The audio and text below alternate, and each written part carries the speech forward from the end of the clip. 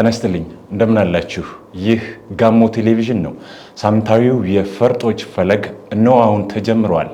ከዝግጅታችን ጋር አብራችሁን በመሆን እንድትከታተሉን በአክብሮት ነው የምንጋብዘው። እንግዳችን እንኳን ደህና መጡ።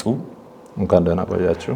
እስቲ እንተዋወቅና ወደ ቀጣይ የጥያቄ ሂደታችን እንግባ። እስቲ ዶክተር ማሌቦ ማንቻ እባላለሁ። የዚህ አካባቢ ተወላጅና በአርባ ምንጭ ዩኒቨርሲቲ የቢዝነስና ኢኮኖሚክስ ኮሌጅ ኢኮኖሚክስ ትምህርት ክፍል መምህርና ተመራማሪ ነኝ። በአርባ ምንጭ ዩኒቨርሲቲ ሬጅስትራርና አሉምናይ ዳይሬክተርም ጭምር ያገለገልኩ እገኛለሁ። መልካም። እስቲ እንደው ለተመልካቾቻችን የት አካባቢ የተወለዱ፣ የት ነው ያደጉት፣ ተሞክሮ ምን ይመስላል የሚለውን እንጀምር ከታች። እኔ የተወለድኩት በቀድሞ ጨንቻ ወረዳ በአሁኑ ቆጎታ ወረዳ በሚባለው አካባቢ በኤዞ ጊንቆ ቀበሌ ላይ ነው የተወለድኩት። በትክክል የትውልድ ቀኔን ባላስታውስም በ1966 ዓመተ ምህረት ነው የተወለድኩት።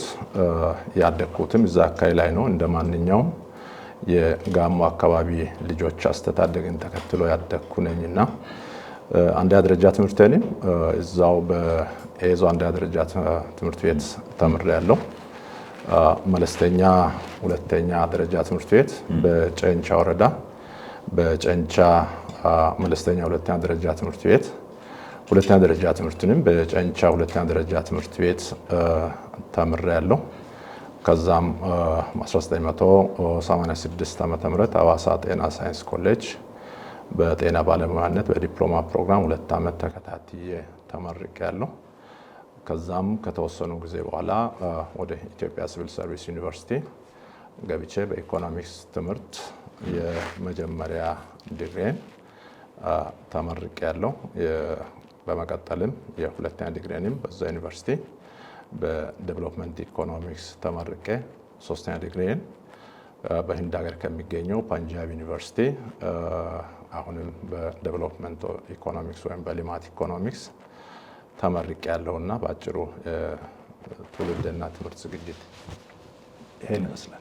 መለስ እንበልና እንደው የልጅነት ጊዜው ምን ይመስላል? ምክንያቱም እዛ ጋር ጥሩ ተሞክሮ ይኖራል ብለን ስለምናምን እንደው ኤሌመንተሪ ሲማሩ እንዴት ነበር?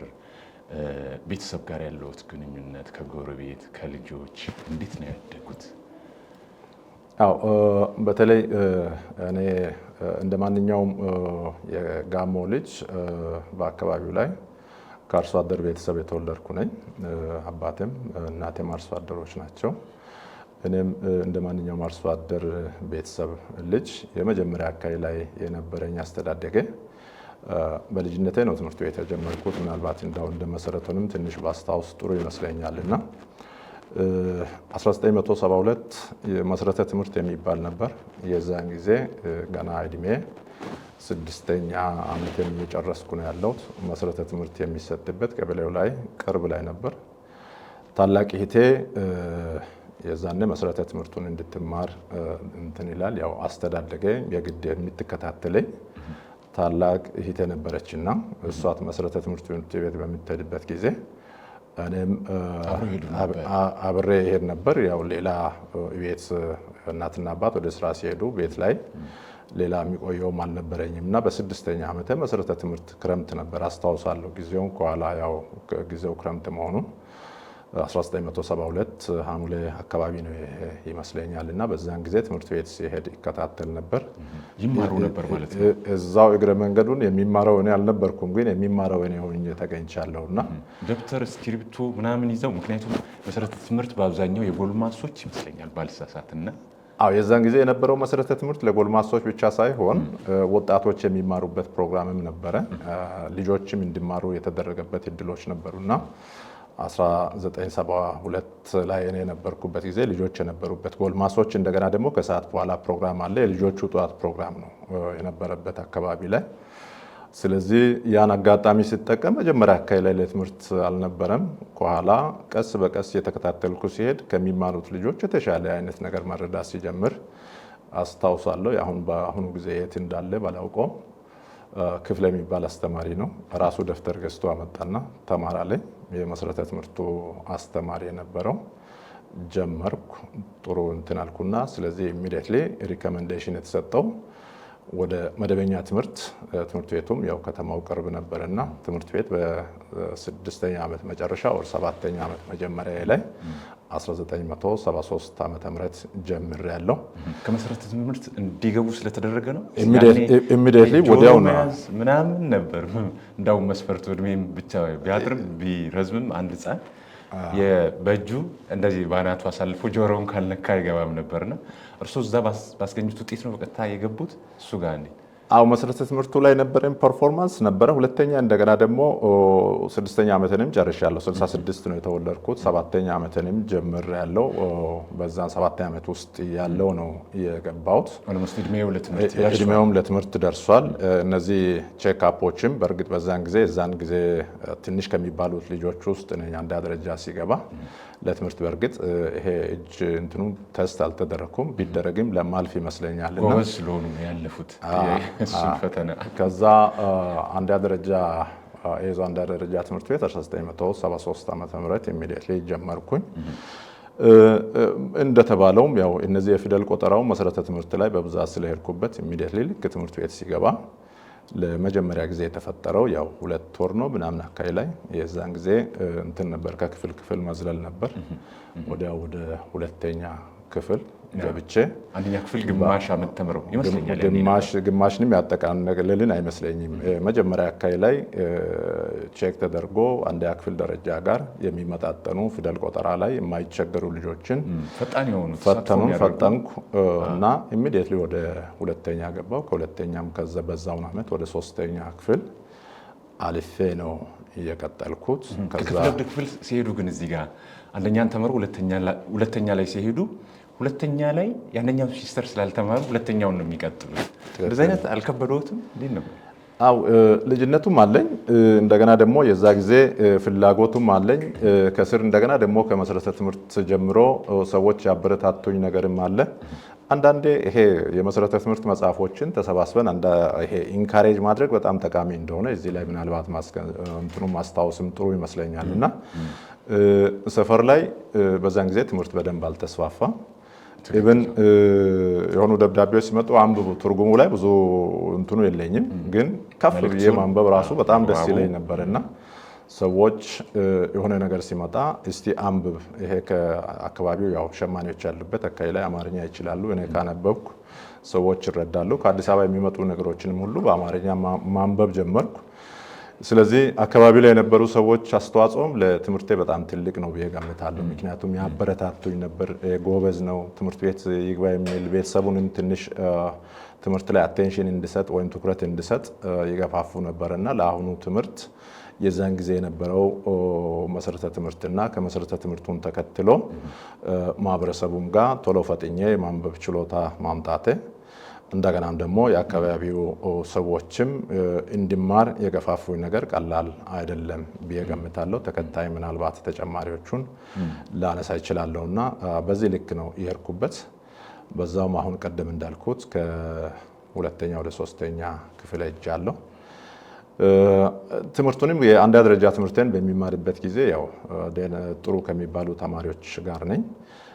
በባህሬ ምናልባት አብዛኛዎች በህይወት ያሉም አሉ።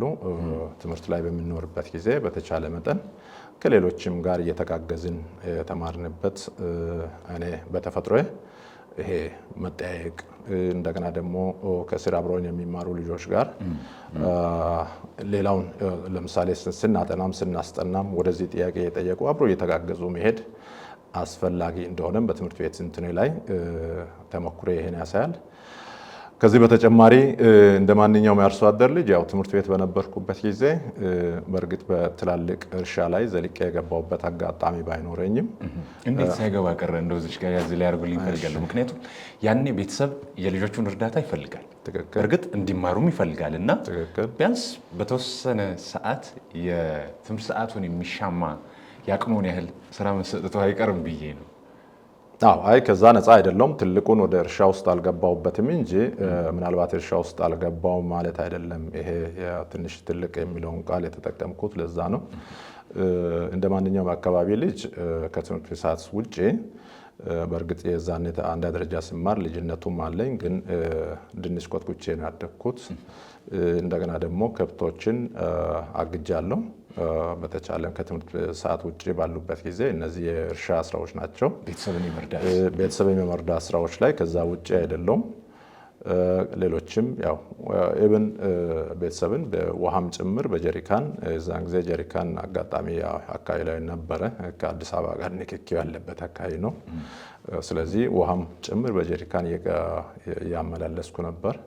እንደነዚህ አይነት ነገሮች የተጋገዝን ነው። ከቤተሰብ ምናልባት ከሚሰጡኝ ወይም ከሚያዙኝ ስራ ወደ ኋላ ብዬም አላቅም። ለዛሬው ስኬት ያው በተለይ ከቤተሰብን ስለማግዝ እኔ እንደመስለኝ ከሆነ የቤተሰብ ምርቃቱም እስከዛሬ ድረስ ላለው ህይወቴ ትንሽ አበርክቶ አለው የሚል ግምት አለኝ። እስከዛሬም ድረስ ያ አይነት ነገር ከቤተሰብም ከአካባቢም ላይ የራቀ አይደለም። ሲሄድ አሁን ስቲል የአካባቢ ሰው ያከብረኛልና በዛ ደረጃ ነው። የአንደኛ ደረጃ ትምህርት ቤት የ1978 ዓመተ ምህረት 6ኛ ክፍል ነው የተፈተንኩት።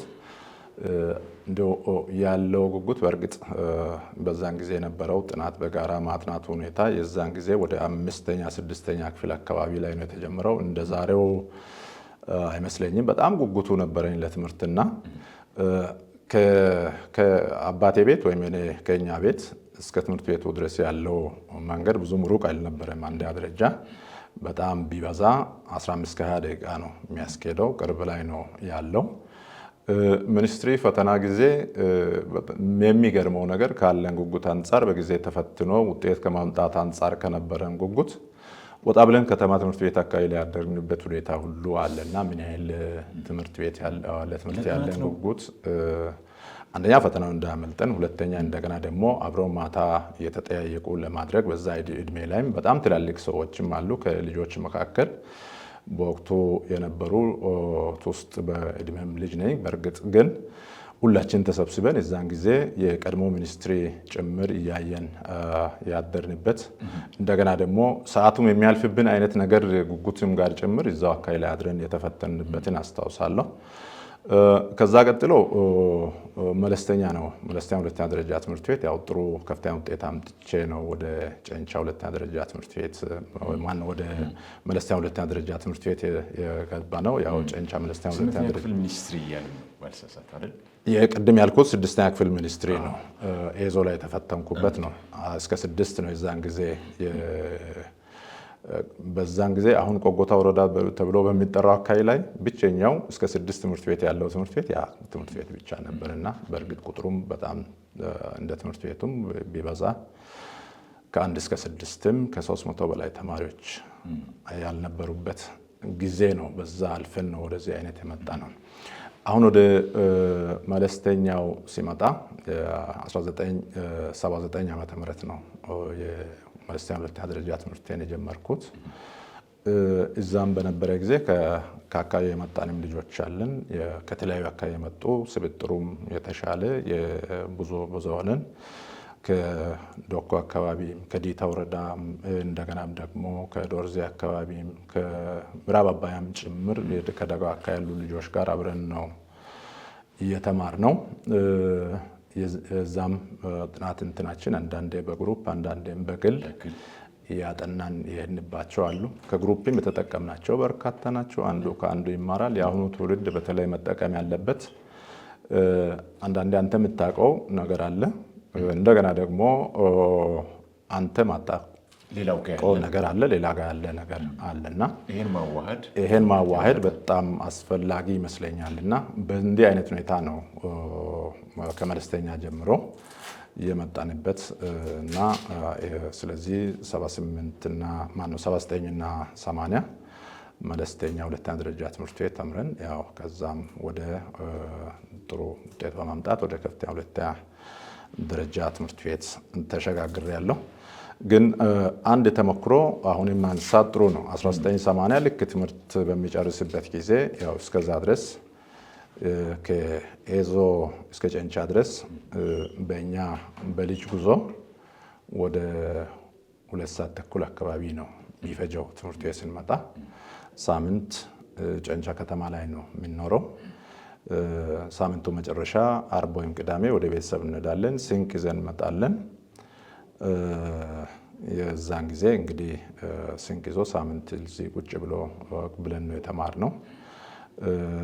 ከዛ 1980 አካባቢ ላይ ይሄ ከደጋው አካባቢ ላይ ያለው ከሽመና እንትን ጋር እኔንም ፈተና ገጥሞኛል። እውነት ነገር ማንሳቱ ጥሩ ይመስለኛል። እና በወቅቱ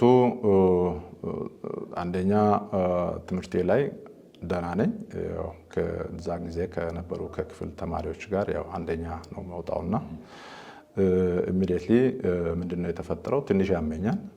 አመመኝ። 8ኛ ክፍል ልክ ፈተናውን ሲጨርስ ትምህርቱን ኦቨርሄዶበታል፣ ትንሽ ይረጋጋ የሚል ነገር ያካይ አስተሳሰብ ይፈጠራል። ይሄን አለማንሳት ጥሩ ይመስለኛል አሁን ቤተሰብ አካባቢ ላይ። ስለዚህ አይ በቃ ይሄ ከሆነ በተለይ ደግሞ ትንሽ መሳሳት አይነት ነገር ቤተሰብ ይሄ ከሆነ ስንተኛ ልጅ ነው ለቤተሰብ? በወንድ የመጀመሪያ ልጅ ነኝ። በታላቅ እህቴ ያለች። ስለዚህ በቤተሰብ ሁለተኛ ነኝ። ያው በዛ ልክ ሲሆን ምንድነው የተፈጠረው? ኢሚዲየትሊ አሁን ትምህርቱን በተቻለ መጠን ወደ ሽመና መሄድ እንዳለብኝ ገፋፉኝ። ከጤና አንጻር ተመልሰው ትንሽ በእድሜ በሰል ሲሉ ይምጡ የሚል ቀናነት ያለበት ሀሳብ ይሆን? ሀሳቡ ላይ ክፍተት አልነበረም። አንድ አጎቴ ነበር አዲስ አበባ ላይ። እሱ ጋር ሄጄ እንድማርም በእርግጥ አባቴ ትምህርት ላይ እንዲቀጥል አሁንም ይፈልጋል። ትንሽ ተረጋግቶ እዛው ትምህርቱን ብትማር ከዚህ አካባቢ እንትን ብትል አይነት ነገር ተፈጠረ እና ምን ይሆናል መስከረም አዲስ አበባ ላይ ትምህርት ምዝገባ የሚፈጸመው በተለይ ከመስከረም በፊት ነው። ነሐሴ ሐምሌ ላይ ነው። ለእኔ ካርድ ወጥቶ ያው በቤተሰብ ቁጥጥር ውስጥ የእሱን አይዲያ ነው የዛን ጊዜ የምንከተለው እና ልክ ምንድነው የሚሆነው? ካርድ አስወጥቼ መስከረም 27 ወር 28 አዲስ አበባ ሄድኩኝ። እንደ ማንኛውም የጋሞ ደጋማ አካባቢ ልጅ እንግዲህ ወደ ሽመና ውስጥ ነው የገባሁት። ያው ሽመናውን ወደ 8 ወር 7 ወር አካባቢ ሰርቻለሁ። ያው እችላለሁ። ትምህርቱ ቆመ ማለት ነው? ትምህርቱ ቆመ። 81 ዓመተ ምህረት ላይ ቆመ። ግን ልክ አዲስ አበባ ሲሄድ ድሮ ከመሰረተ ትምህርቱ ጀምሮ የሚያውቀው አካባቢ ሰው እዛ ሽመና ላይ ያለው ሰው በእኔ እንደገና ደግሞ ትምህርት ቤት ላይ በነበረኝ ፐርፎርማንስ ላይ ተመስርቶ ከፍተኛ ተቋሙ ነው የገጠመኝ አዲስ አበባ። በነገራችን ላይ እርሶስ ቤተሰብ ቅድም እንዳሉት ሲያስቆሙ ምንም አልተቃወሙ? አሜን ብለው ነው የተቀበሉት? ውስጡ እንደው ምንም እንኳን የቤተሰብ ሀሳብ የሚከበር ቢሆንም የእርሱ የትምህርት የውጤት ደረጃ ወደፊት የመዝለቅ ፍላጎት ራዕዮ ሊቆም ነውና ትንሽ እንደው ተቃውሞ ወይም ደግሞ ቤተሰብን መልሶ አስረድቶ አሳምኖ ትምህርቱን ለመቀጠል ያደረጉት ጥረት የለም? አዎ ከልጅነት ጋር እንጂ ተከታይ የሚገልጽልህ ይሄን ነገር ይገልጻል ብዬ ገምታለሁ። ፍላጎቱ ነበረኝ ለመቀጠል። ያን የማቋረጥ ፍላጎቱ ብዙም አልነበረኝም። በእርግጥ አንድም እንትን ያልኩት ምንድነው አጎቴ ጋር አዲስ አበባ ሄጄ እዛው እንደመጀመር ካርድም እዚህ ይሄ ምንድነው መሸኛም ጭምር ይዤ የሚወጣበት አይነት ሁኔታዎች ብዙም እንቅፋት ይገጥመኛል የሚል ግምት አልነበረኝም። ያው 8ኛ ክፍል ተማሪ ስለሆንኩ ትንሽ ደግሞ ብስለቱም አለኝ። ልክ ሲሄድ መስከረም 27 28 ተሞከረ 1-2 ቀን ምዝገባ በሚል ግን ትምህርት ቤቶች ላይ በዛን ጊዜ ምዝገባ የማይቻል ሆነ። አልፏል። አዲስ አበባ ላይ አልተቻለም። ስለዚህ አሁን ያለኝ አማራጭ እዚህም ቢመጣ ይሄን ሲሄድ ወደ ጥቅምት አካባቢ ሄዷል፣ አልፏል። ስለዚህ የተወሰነ 1 ዓመት እንደባከነ ወሰድኩና መሆን የሚችለው ሽመናን መቻል አለብኝ የሚል እንትን ውስጥ ገብቻለሁ። ስለዚህ ኢሚዲየትሊ አጎቴ ጋር ያው ነፍሱን ይማረው አሁን አልፏል። ሽመና መልመድ ነበረብኝ። በእርግጥ ሽመናውም ብዙም ውስጤ ወዶም አይደለም እውነት ነገር ለማውራት ግን ገብቼ አትሊስት መልመድ ስላለብኝ ለምጃለሁ። እዚህ ጋር ላቁሙትና የሽመናን ስራን እንግዲህ ብዙ ወጣቶች አሁንም ምናልባት ከዚህ ቀደሙ አሰራሩ በተሻለ ሁኔታ ገበያውም ሰፍቶ ተጠቃሚ የሆኑ ነው ያለውና ትንሽ ስለዚህ ነገር እናውራ። ሲገቡበት ውጤታማ ነበሩ ወይ? መሸጋገሪያ ነው የሆኑት ወይስ እንዴት ነው እሱን ነገር? በእኔ ህይወት ላይ ሽመና ምናልባት በወቅቱ በነበረው እንትን ለእኔ መሸጋገሪያ የሆነልኝ ከዛ በላይ አይደለም። በእርግጥ ስኪል አሁንም ቢሆን እኔ እይታና ምልከታ ሽመናው ላይ ያለው ነገር ትንሽ ማዘመንን ታሳቢ ያደረገ ነገር ማሰብ ያስፈልጋል። በእርግጥ በሙያው ላይ ጥበብ ጨምረውበት አርቱን አሳድገው የሚሰሩ ሰዎች የተሻሻሉበት ሲደመር በተጨማሪ ከጎን ለጎን ተጨማሪ ስራ የሰሩ ሰዎች በጣም ወጥቷል። ሽመና በባህሪው ጉልበትን በከፍተኛ ሁኔታ የሚጠቀም የኢኮኖሚ እንትን ነው። በጋሞ ደጋማ አካባቢዎች ላይ ምናልባት ከእርሻው ቀጥሎ አብዛኛው ሰው የሚጠቀምበት ነውና መተዳደሪያቸውም ጭምር ነው። ስለዚህ በርካታ መልካም ጎኖች ያሉበት የኢኮኖሚ ሴክተር ነው። ግን በተቻለ መጠን በማደራጀት እንደገና በማዘመን በማሳደግ የአርቱንም ክህሎቱንም በመውሰድ ትንሽ ማሻሻል የሚፈልግ አውታር ነው። በተለይ በሱ ሴክተር ላይ የተሳተፉ ሰዎች በእኔ ግምገማ ጥልቅ ያለ በእርግጥ የዚህን ያህል ነው የሚል ነገር በቁጥር አስደግፌ የሚናገረው የጥናት ውጤት በአሁኑ በእጄ ላይ የለም። ተከታይ ማሰራት እንዳለበት አምናለሁ። ነገር ግን እንደ የተሳትፏቸው እንደ የእንትናቸው ልክ ተገቢውን ክፍያ አግኝተው ተገቢውን ትርፍ አግኝተው የተጠቀሙበት አይመስለኝም። ለአገር ግን ያበረከተው ነገር በጣም ቀላል የሚባል አይደለም። ለዓለምም ጭምር የጋሞ ሽመና ላይ የተሳተፉ ሰዎች ያበረከቱት ቀላል አይደለም። የምንታወቅበትም ጭምር ነውና ያን በተቻለ መጠን አጎልብተው ዓለምም አገራችንም አፍሪካም ከዚህ ዘርፍ የሚጠቀሙበትን ደረጃ ትንሽ ማሳደግ የሚፈልግ ይመስለኛልና የእውቀቱ ባለቤቶች ምሁራን ሆነው ሽመናውን የሚችሉ ይኖራሉ።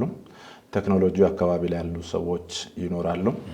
እንደገናም ደግሞ ከአካባቢው በተለይ በሽመናው የተካኑ ሰዎች ልምዱ ያላቸው ሰዎችም ይኖራሉና እንደው አስበውበት ወደፊት በይበልጥ ማደግ የሚችልበት ላይ ቢጠቀም ሽመናው የምንታወቅበትና ሊዳብር የሚችል የኢኮኖሚ ሴክተር ነው። ግን ከዚህ በፊት የነበረው ሰው በተጠቀመበት አይነት አግባብ ብቻ ሳይሆን ማሳደግን ይፈልጋል የሚል እይታ ነው ያለኝ። ክቡራንና ክቡራት እየተከታተላችሁ የምትገኙት ሳምንታዊው የፈርጦች ፈለግ ፕሮግራማችንን ነው። እንግዳችን ደግሞ በአርባ ምንጭ ዩኒቨርሲቲ መምህርና ተመራማሪ እንደዚሁም የዩኒቨርሲቲው ሬጅስትራር ዶክተር ማሌቦ ማንቻ ናቸው። በድጋሚ አብራችሁኑ ነው።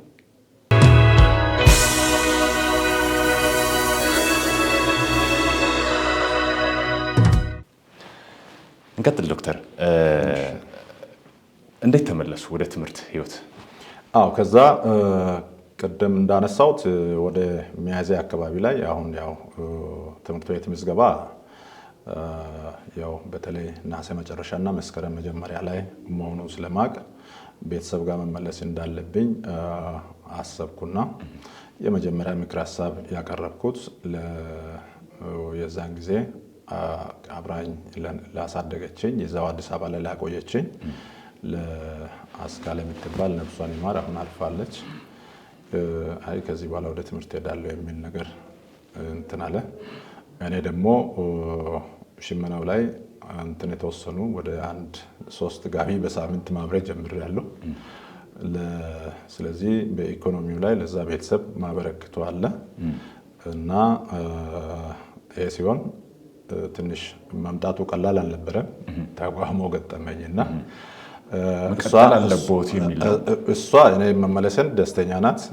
እንደገና ደግሞ ለዛ ያሰራኝ የነበረ አጎቴ ደግሞ የተወሰነ ይሄን መቀጠል አለብኝ ለምጣል የሚል ነገር ተፈጠረና ስራውን ብቻ ነው ወይስ ትምህርቱንም ጎን ለጎን ወደ ስራው ትኩረት ያዘነበለ ይመስለኛልና ስለዚህ አሁን ራሴን ማዳን አለብኝ የሚል ነገሮች ተአሰብኩኝ። ኢሚዲየትሊ ከዚህ ወሰርኩት መሸኛ ካርዶች ኤቭሪቲንግ ሁሉ እሷ እጅ ነበርና እሷ ፍላጎቷን ስታንጸባርቅብኝ ስለዚህ ካርዶችን ስጨኝና በሚችለው ልክ ልውጥ አልኳት። ተባበረችኝ። እግዚአብሔር ስጣት። ያን ካርድ ከሳጥን ወሰርኩ። አሁን ድሮ ልክ ገና በሚሄድበት ጊዜ የተቃወሙ ሰዎች ጋር ለምን መጣ ምን አንተን በዚህ ሂደት ላይ እንዲህ አይነት ነገር ላይ እኛ ስንጠብቅ የሚል ነገር ተፈጠረ። ስለዚህ ወደ ቤት ይመለሳለሁ ሲል ወዲያው ሰዎች አካባቢ ላይ የነበሩ ሰዎች ተደሰቱ። ቤተሰብ ፋዘርም ማዘርም ሳያውቁ ኢሚዲየትሊ ትራንስፖርት አዋቶም ጭምር ነው ወደ ትምህርት ሄዳለሁ ሲል ኤቭሪቲንግ አሁን መመለሻም ጭምር ከልብስ ከጫማ ጭምር ገዝተው ኢሚዲየትሊ ወደ ትምህርት ቤት መሄድ አለብህ የሚለው ነገር ማህበረሰቡ ለትምህርት ያለው ቦታ ምን ያህል ሰፊ እንደሆነ ነው የሚያሳየው። ትክክል። በዚህ ልክ እዛ አዲስ አበባ ላይ ያሉ የአካባቢ ልጆች ይሄን አደረጉልኝ። ኢሚዲየትሊ እኔም ተቀብዬ ሲወጣ ያው ልክ እኔ ትራንስፖርት የቆረጥኩ ቀን የወጣ ሰው ይሄን ወደ ቤተሰብ ማደረሰ። አባቴም እንደገና ደግሞ ሊቀበለኝ ሲመጣ የት እንገናኛለን?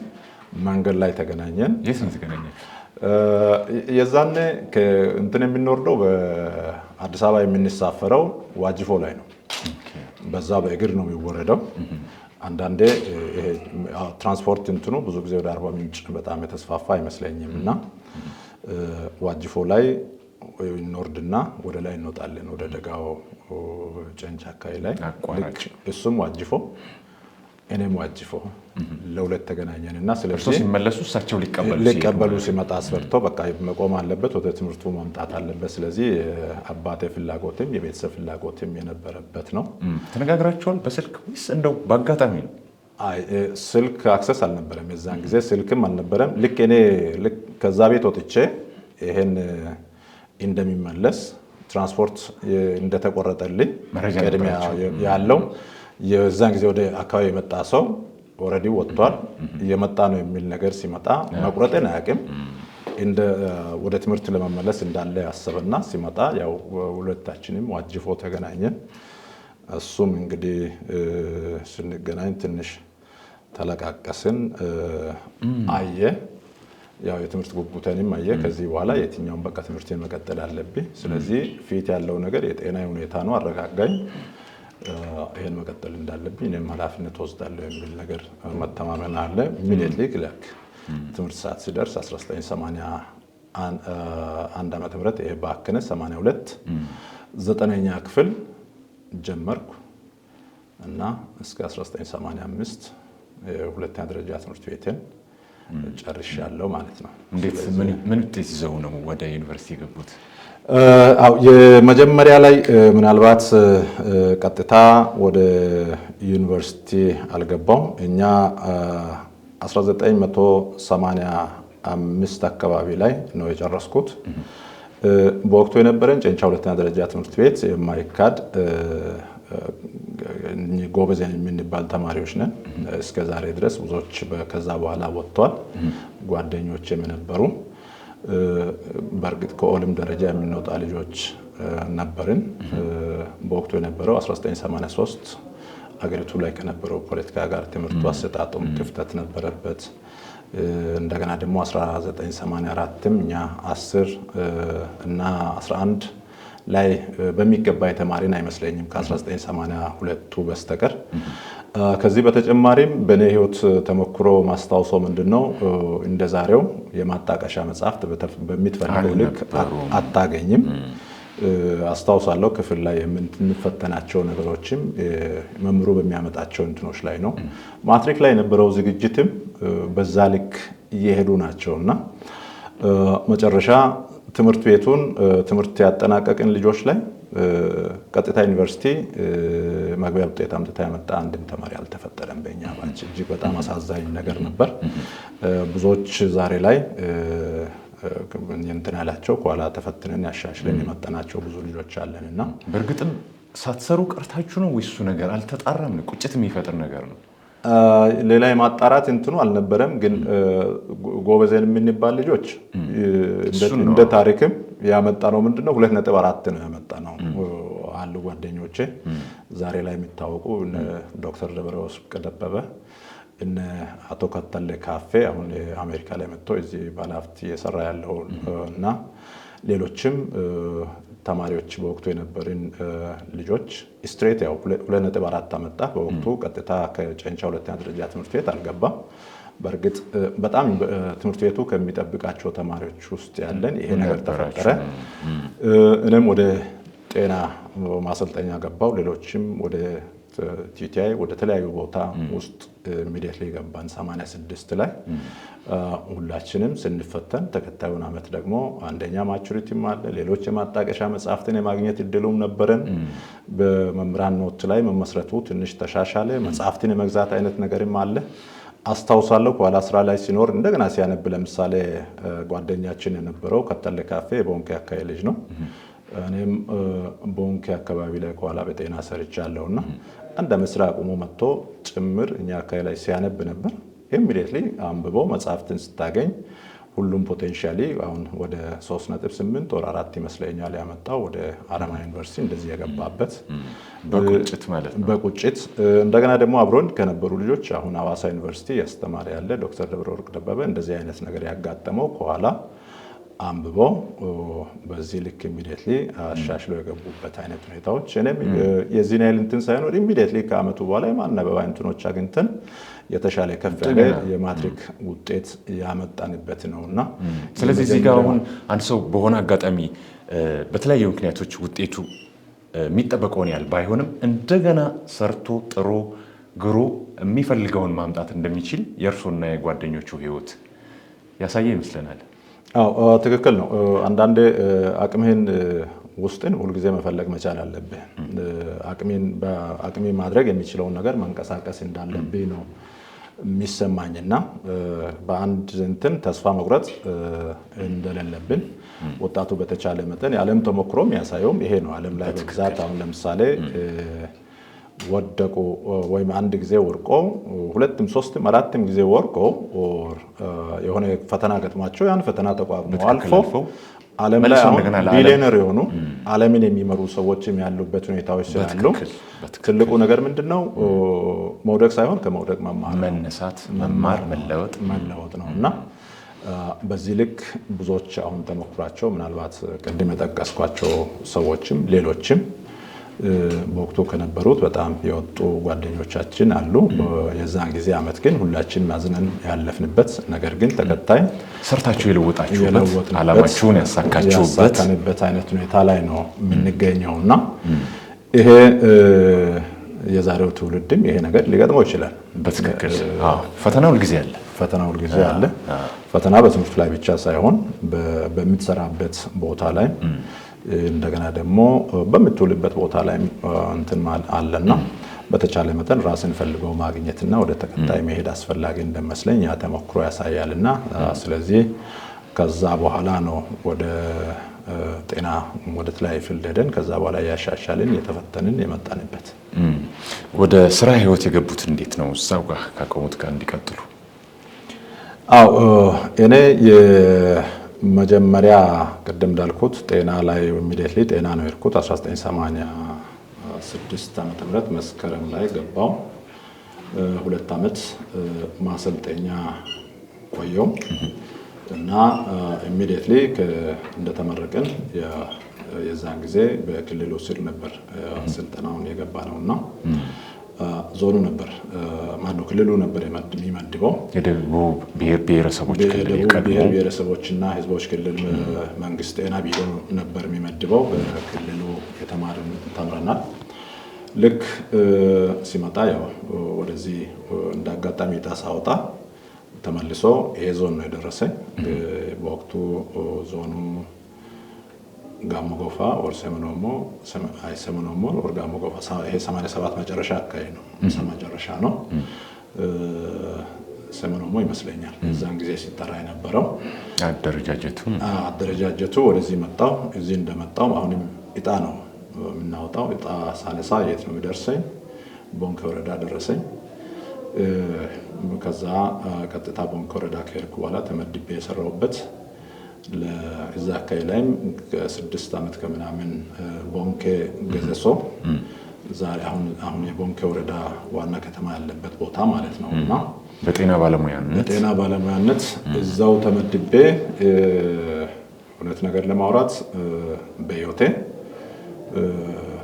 ማህበረሰብን አገልግያለሁ ከሚወስዳቸው ስራዎች ትልቁን ስራ የሰራሁበት ይመስለኛልና እዛ 6 ዓመት ወደ 7 ዓመት አካባቢ ነው።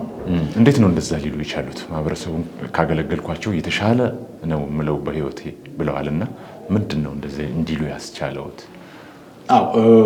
አንደኛ ፕሮፌሽናሊ እንግዲህ የጤና ባለሙያ ነኝ።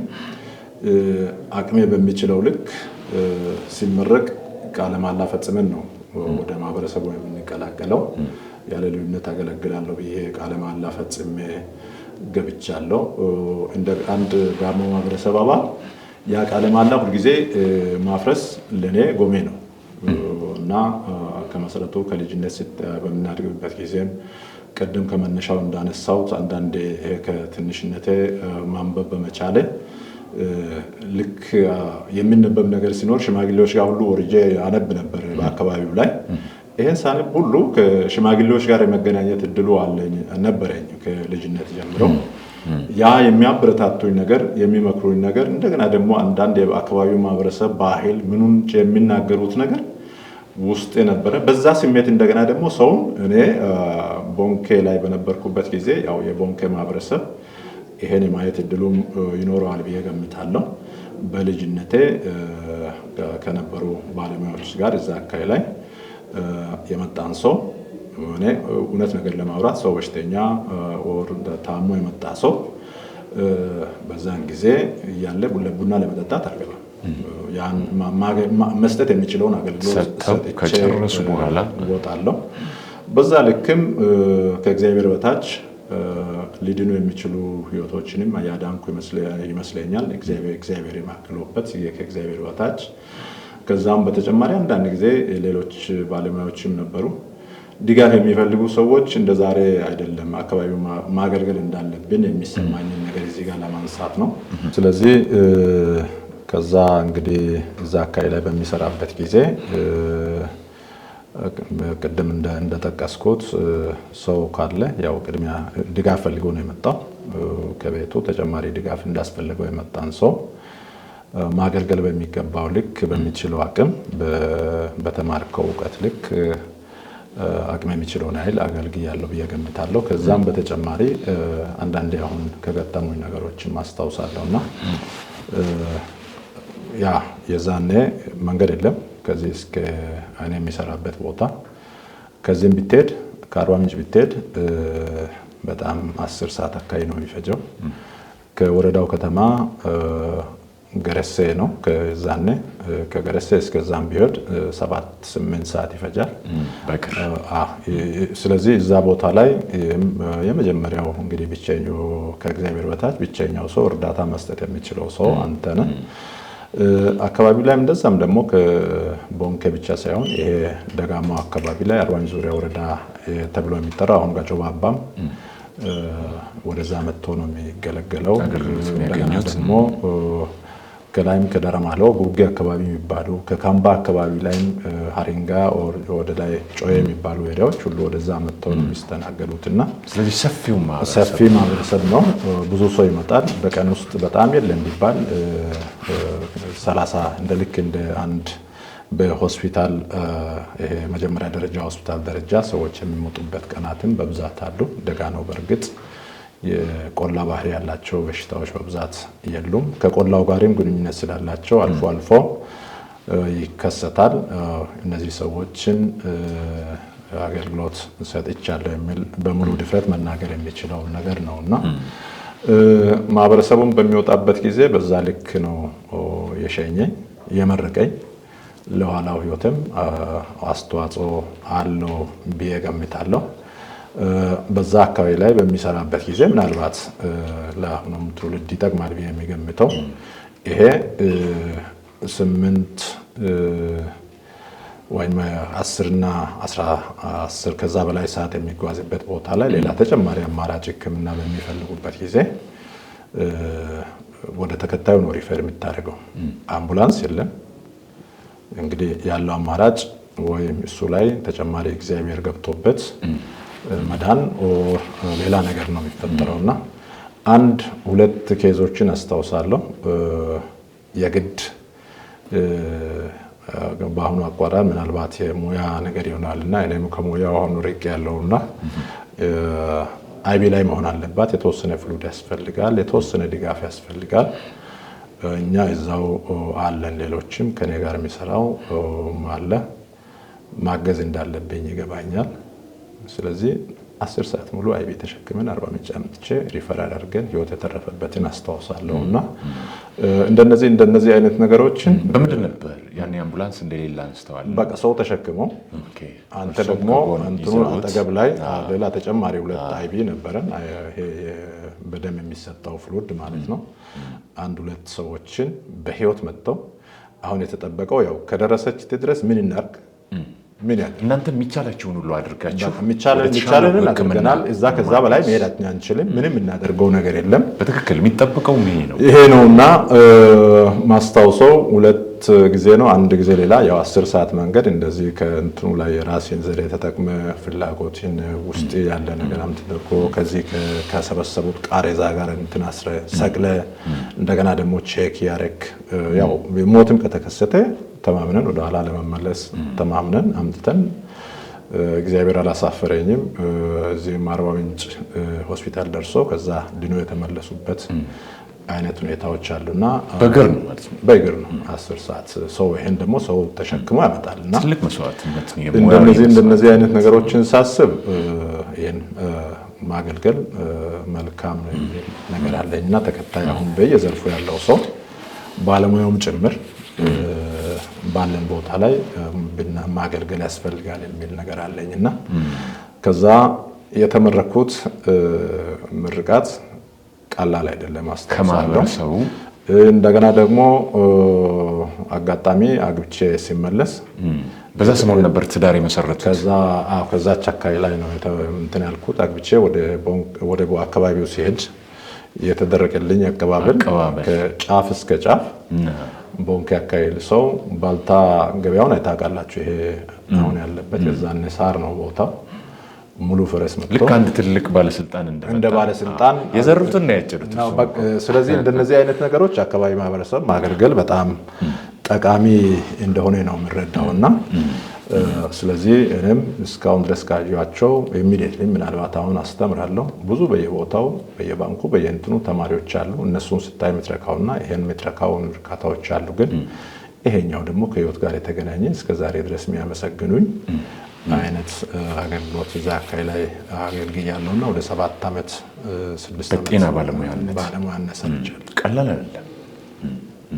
ወደሚቀጥለው የስራ ህይወት ውስጥ ይለፉ።